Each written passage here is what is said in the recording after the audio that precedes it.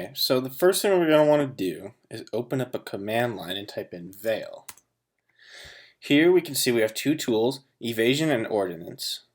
The first one, we want to use the first one, Evasion. That'll help us generate payloads that can get past common antivirus.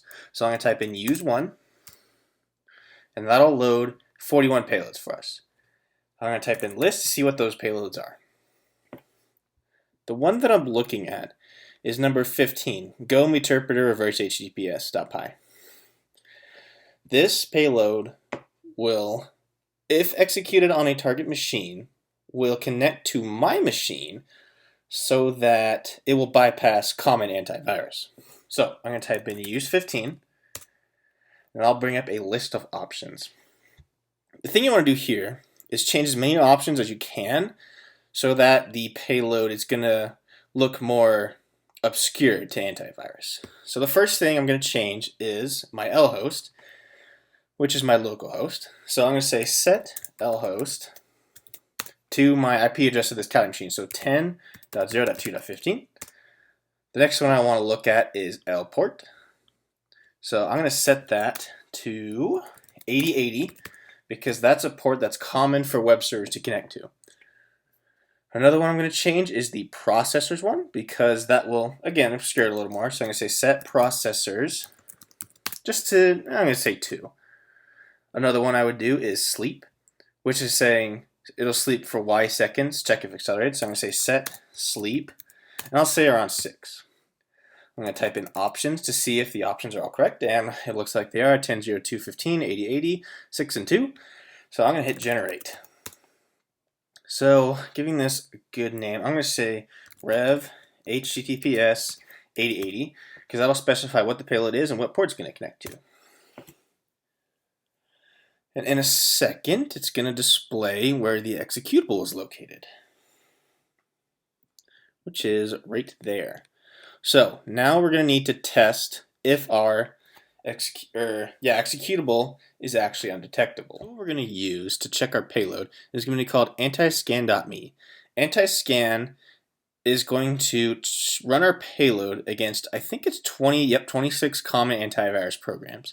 The reason I'm using antiscan is because it won't share the results of this payload to antivirus programs, so that would make it harder to actually get past these programs. So I'm going to hit scan file, and if this one doesn't bypass it, that's okay. I already have one that does, but I'm just going to show you the tool that I used.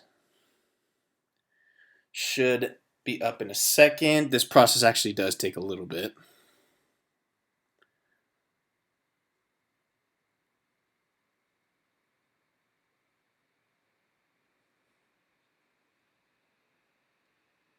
Once the results do pop up, I'm going to explain how, or which tools. Here we are. So this payload actually isn't very good because there's actually two antivirus that we need to bypass, which is Windows 10 Defender, which is the antivirus that comes built in with Windows 10, and AVG, which is a common antivirus that's also found on Windows 10 machine. This one didn't pass it, but that's okay. I already have one that does, like I said before. So yeah, I will now begin to send the payload that I already have to the machine, and I will attempt to take it over. What you need to start doing is download and execute the payload on our victim's machine. Here's my Windows 10, here's my Kali. We first need to go over to the Kali side of things and set a few things up.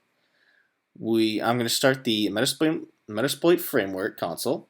I'm going to use the handler for the actual payload and set the payload to Windows Meterpreter for HTTPS, since that's what we have our payload set as. And then we need to set a few options.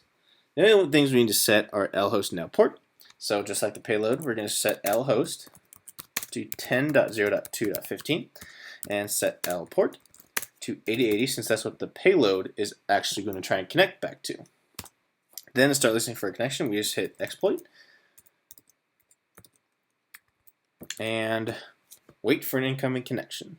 So over on my Windows machine, I'm just going to do a very basic delivery method where I just download the file straight from my Kali's built-in web server. It's not a very realistic delivery, but that's perfectly fine. So I'm just going to click on it, click run. If you get this screen, then you know that your virus was not detected, so click More Info and hit Run anyway.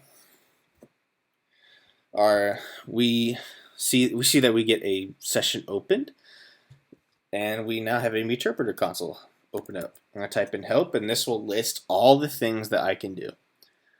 The first thing I probably do is type in sysinfo. This will display all the information about the system. So obviously it's Windows 10 and has an x64 architecture, and it is in US English. Another thing I can do is I can send something to the keyboard using the command keyboard send. So I'm going to say keyboard send hello. And that's going to send hello to the keyboard. And one other fun thing I can do is actually I can shut down the system using the command shutdown, which I will do. And as you can see, the Windows machine starts shutting down. So there's a lot of other things you can do once you have taken over a console. It's really fun. As you can tell, it's really easy to do. So other than that, that's all I'm going to do. Thanks for watching.